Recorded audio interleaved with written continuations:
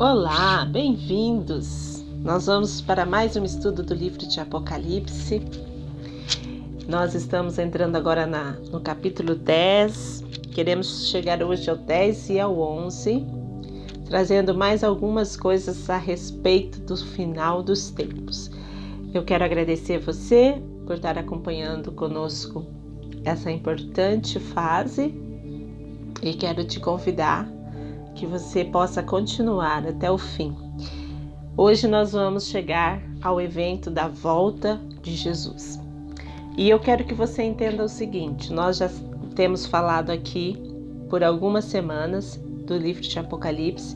Nós já fizemos uma síntese antes, falando sobre todo o processo do arrebatamento, como seria, nos localizando nos tempos. Por exemplo, nós falamos do período que nós estamos vivendo hoje, que nós cremos que estamos vivendo hoje, que é o período das dores, o princípio das dores, Nós falamos disso, que está lá em Mateus 24.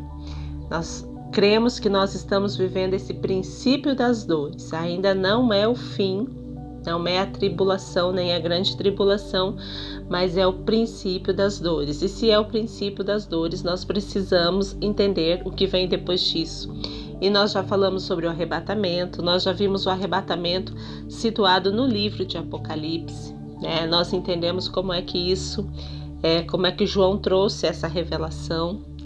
E nós temos falado a respeito de todas as coisas que vão acontecer. Nós cremos que após o arrebatamento, porque o entendimento que Deus tem me dado, é de que a nossa visão é a pré-tribulacionista, que a igreja será arrebatada antes da tribulação. Então, nós cremos que após a igreja ser arrebatada, com a igreja retirado o Espírito Santo da terra, então após isso vem-se uma sequência de acontecimentos que nós já falamos aqui sobre a abertura dos selos, e nós hoje estamos entrando na abertura do na sétima trombeta, que nós vimos que no sétimo selo abre-se as trombetas, e hoje nós vamos falar então sobre a sétima trombeta. E com a sétima trombeta nós vemos então que Jesus Cristo retorna à terra. E nós temos visto algumas diferenças, que algumas pessoas tinham confuso isso, Algumas pessoas confundem e entendem como o mesmo acontecimento. Por exemplo, o arrebatamento da igreja e a volta de Jesus. O arrebatamento da igreja, ele se dá de forma que só a igreja, só aqueles que estão prontos para serem arrebatados, prontos para ir com o Senhor, só estes o verão. Ele virá nos ares, a igreja subirá ao seu encontro. Já a volta de Jesus, no período pós-tribulação, no fim da tribulação, Jesus voltará à terra, e ele voltará, e a Bíblia diz que todo olho verá, e ele então vai estar tocando, o solo terreno, e ele voltará com a sua igreja, com seus anjos, para reinar sobre a terra durante 1000 anos. Então, essa é a nossa crença. E hoje, então, nós cremos que nós hoje vamos chegar até essa parte onde Jesus retorna, no seu retorno físico, que ele toca a terra. Nas próximas estudos nós estaremos trazendo uma maior dimensão de como isso se dará, e nós traremos também alguns detalhes sobre quem é o anticristo, o que está acontecendo já no mundo, que nós temos visto aí. Muitas pessoas falavam que era teoria de conspiração, agora a gente já sabe que não é teoria de conspiração, que já está tudo muito claro. Então nós queremos trazer algumas coisas sobre o que está realmente acontecendo, como que isso está sendo preparado, como que toda a terra já está preparando-se para esse momento. Então nós vamos estar trazendo a respeito disso nos próximos textos da Bíblia. Lembrando que o Apocalipse é uma visão, E a gente gosta de comparar como aquilo que a gente está acostumado hoje. Por exemplo, quando você está assistindo uma obra, de ficção, por exemplo, alguma coisa, uma novela, sei lá, alguma coisa assim, muitas vezes você está ali para que o público entenda o que aquela pessoa está sentindo, o que ela está pensando. Às vezes surgem cenas do passado, surgem imaginação de como poderá ser no futuro. Então surge aquele quadro, aquela cena diante dele. Então o Apocalipse, nós gostamos de pensar nele também assim, né? Então ele tem aqueles nuances. Ele é sobre o passado, ele é sobre o presente, ele é sobre o futuro. Nós já falamos sobre isso.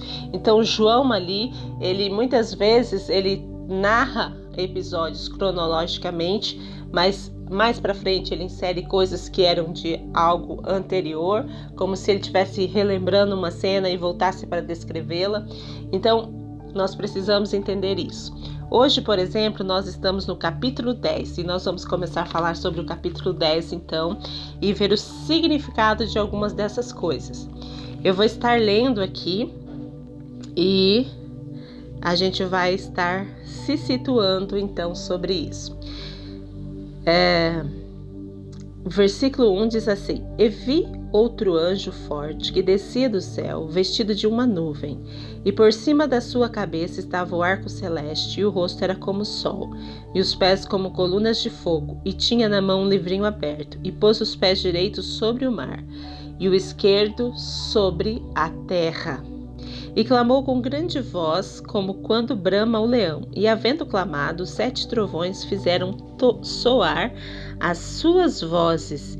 E sendo ouvida dos 7 trovões as suas vozes, eu ia escrevê-las, mas ouvi uma voz do céu que dizia: Sela o que os 7 trovões falaram, e não os escrevas.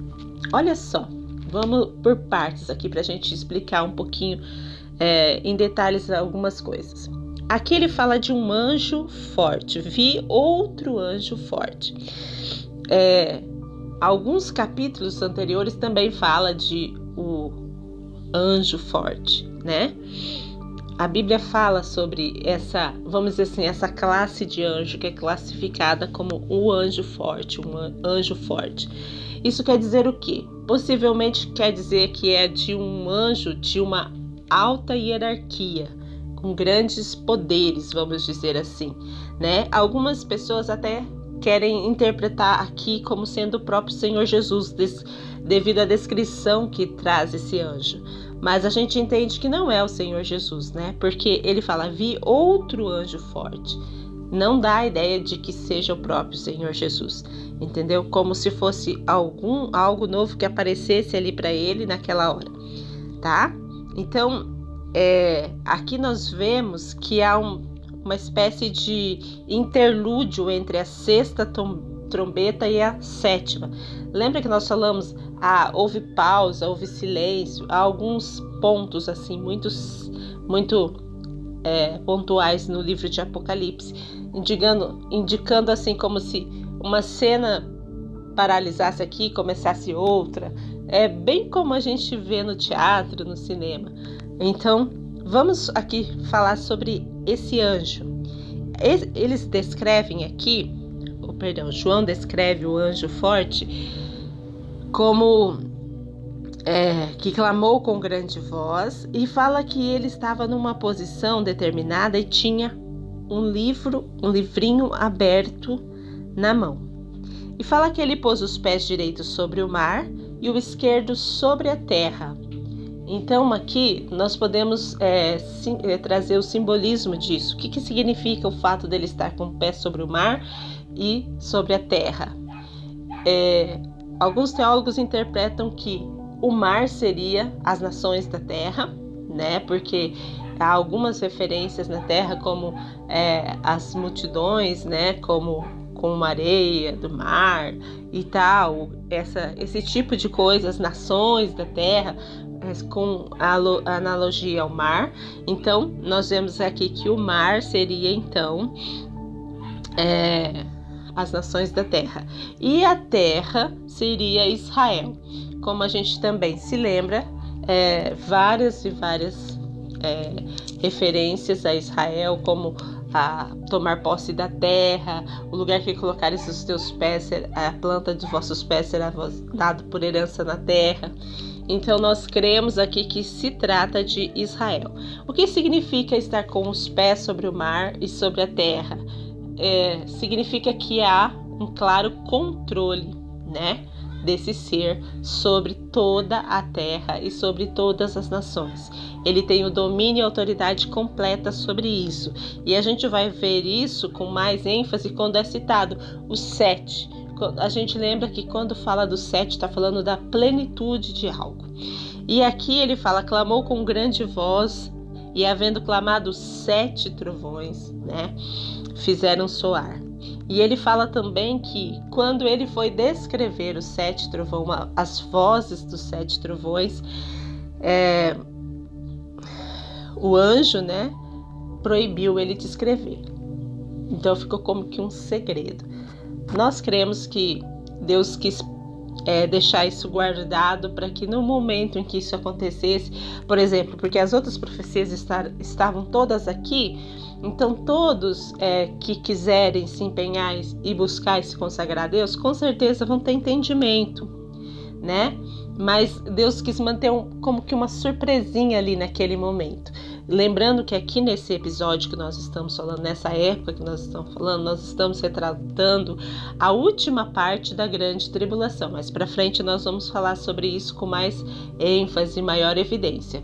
Então, são uma parte onde os flagelos e as calamidades, elas estão em larga escala, como nunca vista antes, mas aqui nós já entendemos que não se trata do anticristo determinando situações e liberando situações, mas do próprio Deus, na plenitude do seu julgamento sobre os homens e sobre a terra, né, liberando as ações que estão acontecendo. Então, tudo que está acontecendo é decretado pelo próprio Deus. No começo, quando começa, eu creio que no princípio da tribulação, é dada ao anticristo uma certa autoridade. Tanto é que a gente falou isso no episódio passado, que a gente disse que tinha aquela parte onde ele protegia alguns que eram seus, mas aí, determinado momento, a partir aqui da sexta trombeta, nós vemos que realmente foi retirado toda e qualquer proteção da terra.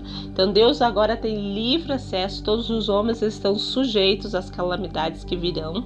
E eu creio que também os 7 trovões, né, dizem a respeito de juízos de Deus. Não são coisas legais, não, são juízos de Deus. Porque quando se fala da voz de Deus como trovão, fala de algo realmente poderoso e temeroso, né? Então a gente pode ver que realmente aqui está falando de algo que são juízos que ficaram reservados e guardados em segredo para o tempo final de todas as coisas, tá? Fala também que o anjo tinha um livrinho.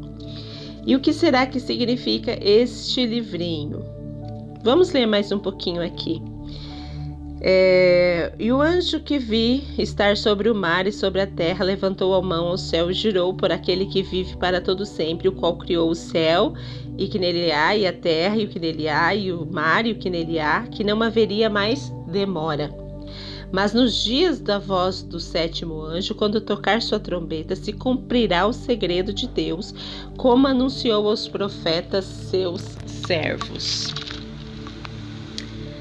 E a voz que eu do céu tinha ouvido tornou a falar comigo e disse: vai e toma o livrinho aberto da mão do anjo que está em pé sobre o mar e sobre a terra. E fui ao anjo, dizendo-lhe: dá-me o livrinho. E ele disse-me: toma-o e come, e ele fará amargo o teu ventre, mas a tua boca será doce como mel. E tomei o livrinho da mão do anjo e comi. Na minha boca era doce como mel, e havendo-o comido, o meu ventre ficou amargo. E ele disse-me: importa que profetizes outra vez a muitos povos e nações e línguas e reis. Então, o que é esse livrinho? Nós vimos que no começo, lá no capítulo 5, nós vemos, João tendo a visão do cordeiro que foi achado digno para abrir o livro que tinha os selos. Então era um livro que estava selado, que estava trazendo coisas que realmente ninguém tinha visto e não sabia, né, que estavam por vir. Mas aqui fala de um livrinho aberto. E esse livrinho nós entendemos o quê? Que remete às profecias antigas que já eram conhecidas de João e do povo de Deus. As profecias do Antigo Testamento. Lembrando que nesse tempo aqui, nós estamos falando mais especificamente de Deus lidando com a nação judaica, né? Com vistas a levá-los a se converterem a Jesus Cristo, né? Com vistas a purificar, vamos dizer assim. Então, o livrinho aberto fala de algo que já era conhecido.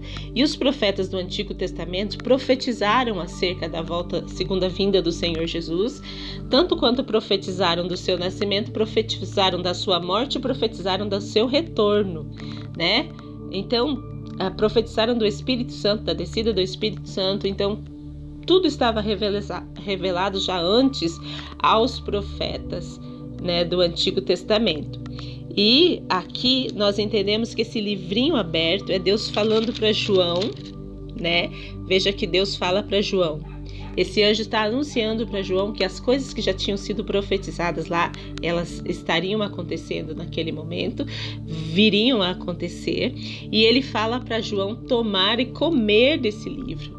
Quer dizer, para ele se inteirar do que os profetas disseram, para ele estudar sobre isso.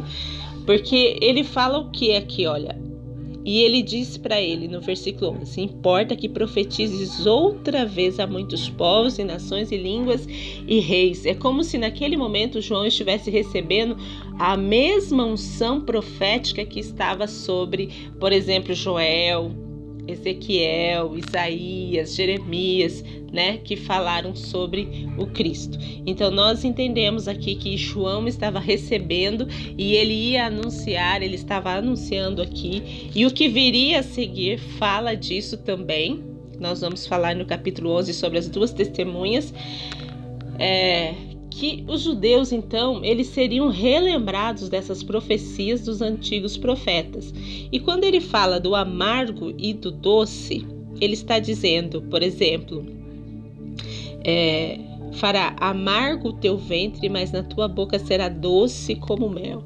O amargo fala dos sofrimentos, né? As profecias falam de sofrimento que estava vindo sobre a terra, profetizado sobre a terra. Os profetas que profetizaram uma autêntica profecia de Deus e que está registrada na Bíblia, todos eles padeceram muitos sofrimentos. A grande maioria deles foram mortos, porque as suas profecias não eram aceitas, porque não eram boas.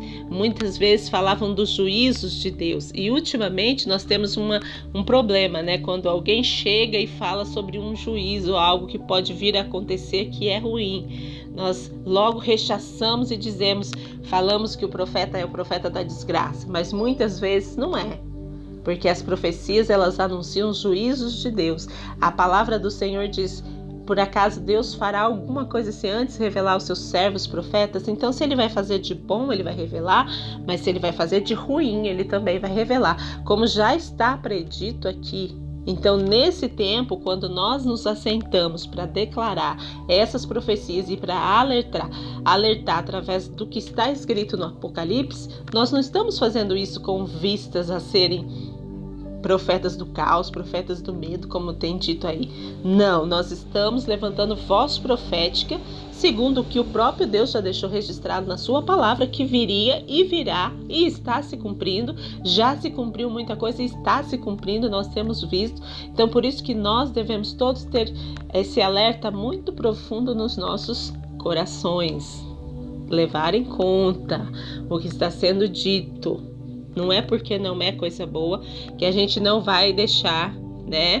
Que a gente não vai prestar atenção no que está sendo dito.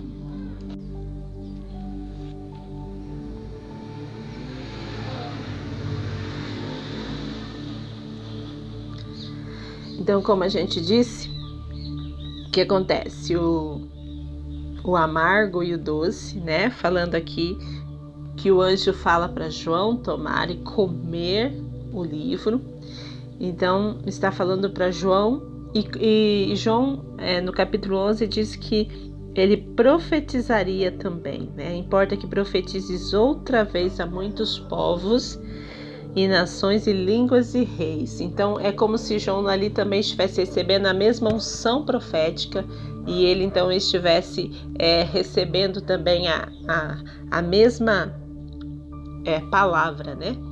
Então, Deus está dizendo para ele, olha, são as mesmas palavras que já foram ditas, mas agora você está recebendo elas de forma mais abrangente, com mais detalhes, né, das situações. As profecias bíblicas e as profecias do Apocalipse, elas têm esse teor também, tanto doce quanto amargo, né? Depende também quem pode ver, quem ouve e quem recebe essa palavra. Porque para os filhos de Deus, quando eles recebem a palavra de Deus, elas podem ser muitas vezes coisas difíceis de serem enfrentadas, amargas, mas que soam como doces. Por quê? Porque eles têm uma esperança de que no final aquilo tudo vai reverter em bênção para a sua vida. Por exemplo, quando nós lemos o Apocalipse, nós entendemos que a justiça de Deus virá, né? Muitas vezes nós cristãos somos perseguidos e temos visto nossos irmãos no mundo inteiro morrendo por amor do nome de Jesus. Isso causa dor, isso é amargo, mas nós sabemos que tem o lado doce, que um dia Jesus virá e ele tomará a autoridade, ele executará na sua plenitude a autoridade que lhe é dada, que lhe foi dada por Deus, e ele julgará as nações da terra, os homens, todos os homens serão julgados pelos seus atos, conforme os seus atos, julgará com justiça, né? Algo que o homem não tem condições de fazer. Então nós sabemos que isso se torna doce para nós, porque nós temos essa esperança, esse alento de que nossa justiça vem de Deus. Um dia nós seremos justiçados por tudo que padecermos aqui por amor ao nome de Jesus. Então as profecias têm esse lado doce e amargo. Amargo muitas vezes para o ímpio que não tem esperança e que endurece o seu coração. Por exemplo, se o ímpio olhar para isso aqui e ele entender na dureza do seu coração, no seu entendimento cegado, seus olhos não lhe forem abertos pelo Espírito Santo, o que vai acontecer? O coração dele vai se endurecer e ele vai se rebelar ainda mais contra Deus. E isso então é amargo para ele. Ele não tem como ver doçura na escritura, né? Na profecia. Então é esse o sentido do amargo e do doce e desse livrinho. Então o livrinho nós entendemos que é algo que já foi revelado, já está aberto desde o Antigo Testamento, está sendo predito, né? Então agora Deus renova sobre João essa unção, dá a ele também esse comissionamento de anunciar essas profecias, né? E de falar para toda a terra, porque é dito para todos os povos, nações, línguas e tribos. E também nós sabemos que Israel nesse tempo vai ser convencido através das palavras que já eles do Antigo Testamento, porque Israel ainda não crê no Messias. É uma minoria de judeus messiânicos que creem em Jesus Cristo como seu Salvador. Mas nesse tempo da tribulação vai ser um tempo onde eles vão crer. Eles vão ter os seus olhos abertos. Lembra dos 144 mil? Os 144 mil receberam essa visão durante a tribulação. E eles foram marcados então para anunciar. Através do que eles vão receber a visão? Como é que eles vão entender e vão crer e vão se arrepender e vão entender que Jesus já veio? Através das profecias do Antigo Testamento. E agora nós entramos no capítulo 11, que diz o seguinte, vai falar das duas testemunhas. Essas duas testemunhas vai vir para profetizar e Israel terá os seus olhos, provavelmente, os 144 mil, nós entendemos, lembra que nós falamos daquela cronologia meio distorcida, que aparentemente é distorcida, parece que algo está acontecendo aqui de repente volta para algo do passado, uma lembrança, né? Aqui nós cremos isso. Essas testemunhas foram que testemunharam, dessa forma os 144 mil creram e receberam um selo para testemunhar. Nós já falamos dos 144 mil. Então agora nós vamos falar de quem são essas duas testemunhas. O versículo 1 do capítulo 11 diz assim: E foi-me dada uma cana semelhante a uma vara, e chegou o anjo e disse: Levanta-te e mede o templo de Deus, e o altar e os que nele adoram. E deixa o átrio que está fora do templo e não o meças, porque foi dado às nações, e pisarão a cidade santa por 42 meses. Então, quando nós vemos aqui esse mede o templo, nós vemos aqui um outro, vamos dizer assim, um outro interlúdio, né? Uma outra cena, né? Como se fosse uma outra cena se formando aqui diante de João. Fala a respeito de Israel e do templo, e dá uma ideia da vida espiritual daquele povo, porque o templo fala ao lugar da adoração, né? Remete aquilo que eu falei ao Antigo Testamento, onde os judeus seguiam para adorar a Deus, né? Eles iam até o templo. Os eventos aqui registrados ocorrem na cidade onde o Senhor foi crucificado, ou seja, Jerusalém, né? Israel continua na incredulidade durante essa parte da tribulação. O templo de Deus pode referir-se à existência de um templo em Jerusalém nesse período, o qual será profanado pelo anticristo. Lembra-se também disso, né? Nós já falamos aqui que o templo será reconstruído, já existe o projeto na real, já existe uma comissão, né? Que está estudando isso, está preparando isso, está só esperando ser liberado, né, o local para reconstruir o templo. Então, aqui está falando disso, pode ser sim estar falando disso, né? Nós vamos falar um pouquinho mais sobre isso na parte onde nós vamos falar um pouco mais sobre detalhes do que a Bíblia diz num contexto mais geral sobre a grande tribulação. Tá? Nós estamos falando aqui só do contexto do Apocalipse, mas em toda a Bíblia é profetizado sobre isso. Então nós vamos trazer um apanhado mais geral sobre isso nos próximos capítulos, tá? A medição do templo significa que Deus medirá a condição espiritual do povo judaico. É exatamente isso que eu ia falar, sobre esse medir. Significa como algo que está sendo julgado. Medir tem a ver com o julgamento, né?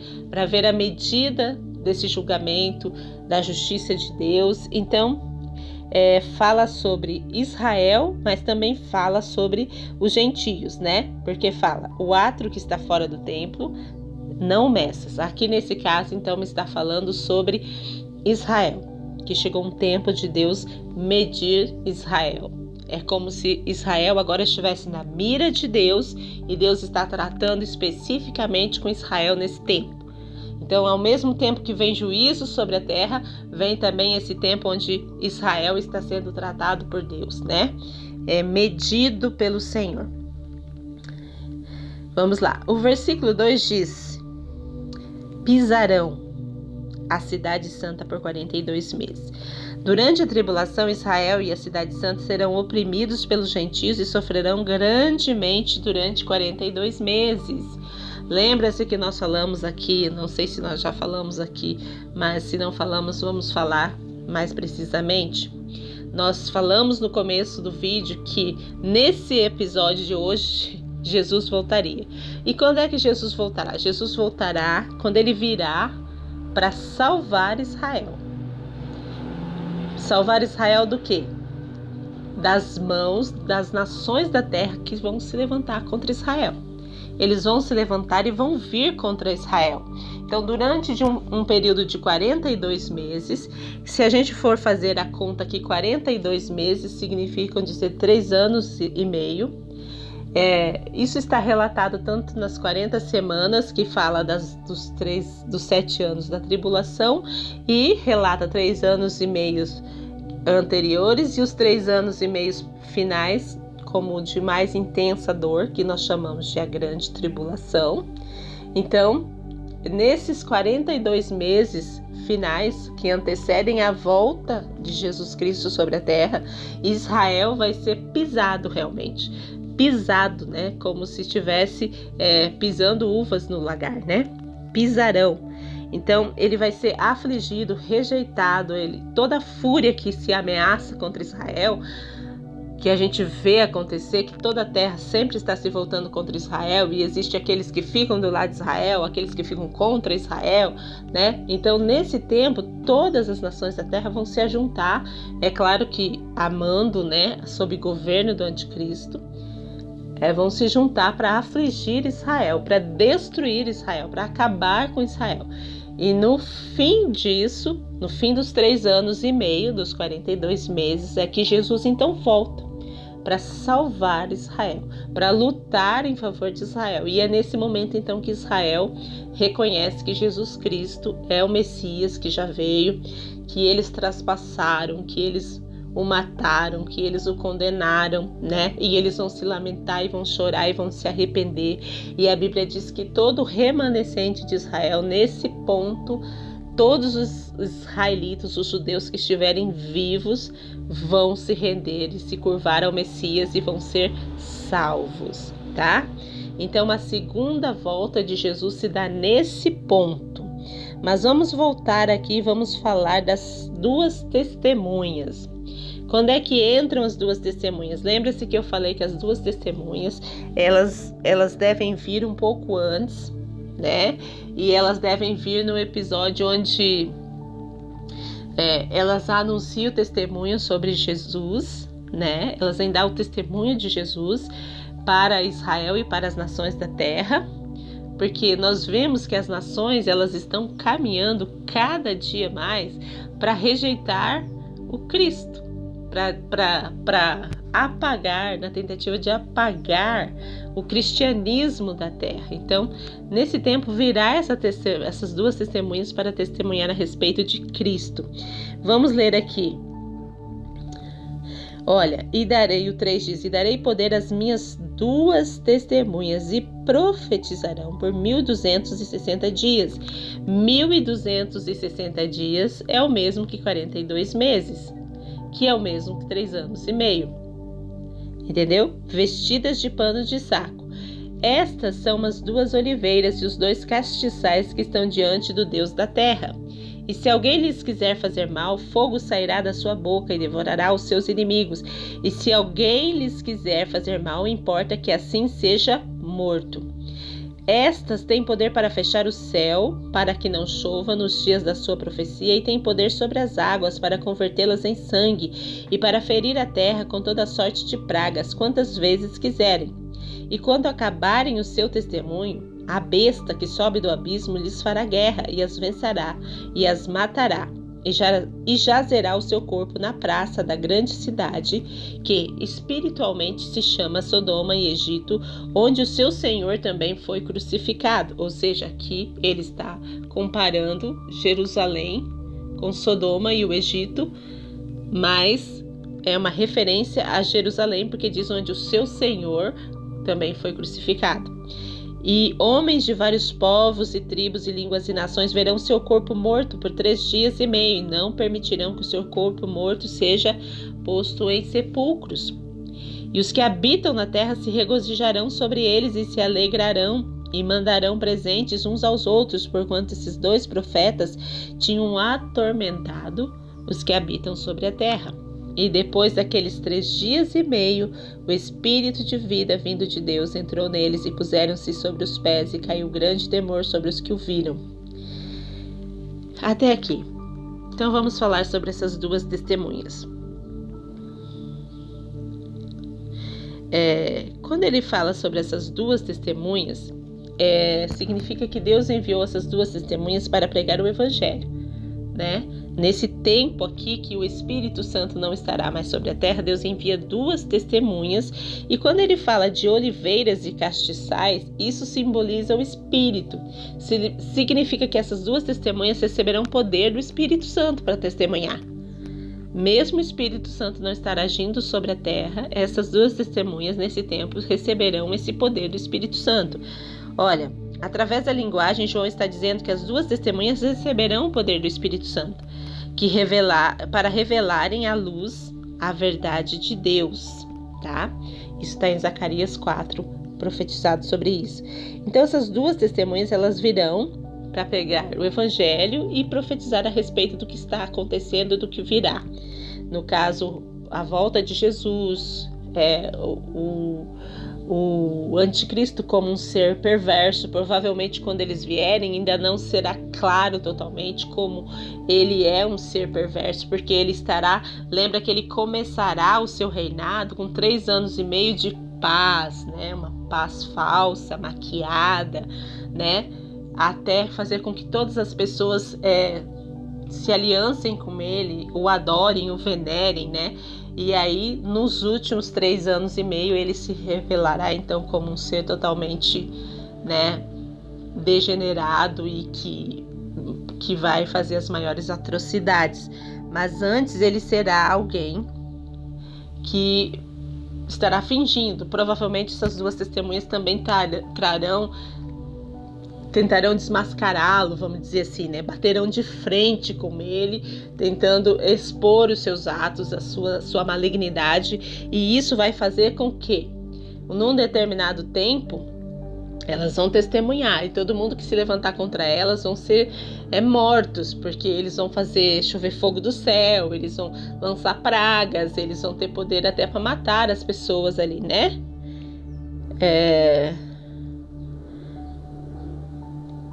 Sim.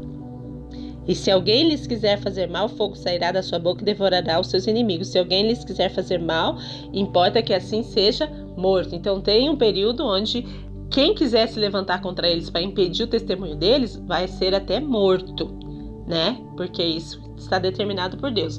Mas vai chegar o fim desse período, onde o anticristo vai fazer guerra contra eles e vai matá-los, né? E vai deixá-los jogados lá em Jerusalém, e de forma que toda a terra vai ver os corpos deles lá apodrecendo durante 3 dias, né? A gente sabe que no tempo de João não tinha como toda a terra ver algo que estivesse acontecendo em Jerusalém, mas hoje, no tempo que nós temos, onde tudo está online, né? Nós temos câmeras de TV, nós temos câmeras em todos os lugares, a internet transmitindo direto, então sabemos que toda a terra vai ver, sim, eles lá sendo achincalhados, vamos dizer assim, porque vai haver uma grande celebração quando eles forem mortos. Por quê? Porque a terra não vai ouvir a sua palavra, as nações não vão ouvir a palavra que eles profetizarem, eles vão ser tidos como atormentadores, né? Porque eles vêm para trazer o evangelho de Deus. Então as pessoas vão se levantar muito contra, o espírito do anticristo vai fazer oposição ferrenha contra eles. Então quando eles morrerem, quando matarem eles vão fazer festas, né? Fala de festa em toda a terra por causa disso. Mas vamos então falar aqui sobre quem seria essas testemunhas, porque tem muitas pessoas que têm essa curiosidade. Alguns dizem que seria Elias e Moisés, outros dizem Elias e Enoque, pelo fato de que alguns teólogos, né, dizem, pelo fato de que Elias não morreu, então fala que eles virão para experimentar a morte, né? Moisés, por exemplo, a gente sabe que morreu. A Bíblia fala que morreu, fala que o diabo contendeu pelo corpo de Moisés. Então existe um mistério nisso daí. Por que ele contendeu? Por que ele queria tanto o corpo de Moisés, né? Fala que o próprio Deus escondeu o corpo de Moisés. Então algumas pessoas falam, devido às características aqui, eu acredito que seja Moisés e Elias, né? Se a gente for ver pelo lado literal. Porque aqui fala de: se alguém lhes quiser fazer mal, fogo sairá da sua boca, né? Fala de poder para fazer sair fogo, fala de poder para converter águas em sangue. Moisés tinha esse poder, foi dado a Moisés no episódio das pragas no Egito, lembra-se? Elias teve esse poder de fazer cair fogo do céu quando no episódio com os profetas de Baal, né, no confronto com os profetas de Baal, ele orou e Deus derramou fogo do céu em resposta à sua oração. E também fala que Elias era tido como um atormentador de Israel. Lembra-se, Acabe referia-se a Elias como um atormentador. E aqui também fala sobre essas testemunhas, que eles serão mortos e haverá comemoração, porque eles eram atormentadores. Então a sua palavra era uma palavra tão contundente que ela atormentava as pessoas, né? Eles atormentavam, as pessoas se sentiam atormentadas pela palavra, pela profecia deles. Então, existe essa controvérsia. Alguns falam de Enoque, porque Enoque também não morreu e foi arrebatado assim como Elias. Mas eu entendo que Enoque, né, como alguns teólogos, Enoque é um tipo da igreja. A igreja que anda com Deus e será arrebatada para estar com Deus para sempre, não sofrerá a morte. Então, eu entendo que Enoque seria esse tipo da igreja. Nós temos também Jesus no Monte da Transfiguração e ele estava com Moisés e Elias. Algo bem profético mesmo, para o que remete aqui, né? Moisés e Elias como testemunhas do Cristo naquele lugar, né? Diante dos apóstolos, os apóstolos vendo aquilo. Então é muito interessante isso. Eu acredito que seja sim Moisés e Elias, tá? Então, pelos sinais aqui, né, de como agiam, de como agirão, nós vemos que Moisés foi o legislador que trouxe a lei. Então ele tinha esse poder da lei, da palavra de Deus. A lei é a palavra de Deus. Jesus é o verbo, é a palavra, entendeu? Jesus é a lei, né? Então Moisés como essa testemunha da lei, né? Por ser aquele que trouxe a lei, essa testemunha viva. Então eu creio nisso, que seriam esses dois. Então eles testemunharão num período de tempo, talvez no primeira parte da tribulação. Eu creio que através do testemunho deles, então, os 144 mil se converterão e serão selados e continuarão a testemunhar até que Jesus volte. Eu creio nisso, tá? Aqui no final, né, do capítulo 11, fala da 7ª trombeta. Lembrando que a gente já falou que a 7ª trombeta é a volta de Jesus. Então vamos ler para a gente entender? O 15 diz assim: tocou o 7º anjo a trombeta e houve no céu grandes vozes que diziam: os reinos do mundo vieram a ser de nosso Senhor e do seu Cristo, e ele reinará para todos sempre. Aleluia! E os 24 anciãos que estão assentados em seu trono diante de Deus prostraram sobre o seu rosto e adoraram a Deus, dizendo: graças te damos, Senhor Deus Todo-Poderoso, que és e que eras e que há de vir, e que tomaste o teu grande poder e reinaste. E iraram-se as nações e veio a tua ira e o tempo dos mortos para que sejam julgados, e o tempo de dares o galardão aos profetas, teus servos, e aos santos e aos que temem o teu nome, a pequenos e a grandes, e o tempo de destruíres os que destroem a terra. E abriu-se no céu o templo de Deus, e a arca do seu concerto foi vista no seu tempo. E houve relâmpagos e vozes e trovões e terremotos e grande saraiva. Então, quando abrir a 7ª trombeta, anuncia o quê? A volta do Messias e o seu reino. Fala: os reinos do mundo vieram a ser de nosso Senhor e do seu Cristo. Quer dizer, o governo, a plenitude. Jesus veio para tomar tudo das mãos dos poderosos da terra e ter sob o seu governo, sob o seu controle. É a vitória final do Cristo, onde todo o poder vai ser subjugado a ele agora. Nada mais escapa do seu domínio. E aí vence com grandes sinais, né?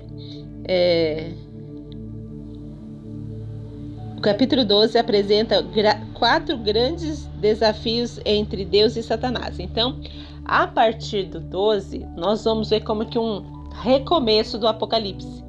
Aqui chegou o tempo onde todo o poder foi restabelecido nas mãos de Cristo. Acabou-se a mamata. Agora só quem governa é Jesus. Então é como se fosse o fim. Aqui chegamos ao fim de tudo, ao cume daquilo que nós estamos esperando, que é o governo pleno do nosso Deus, do Senhor Jesus, sobre todas as coisas, o estabelecimento completo do seu reino.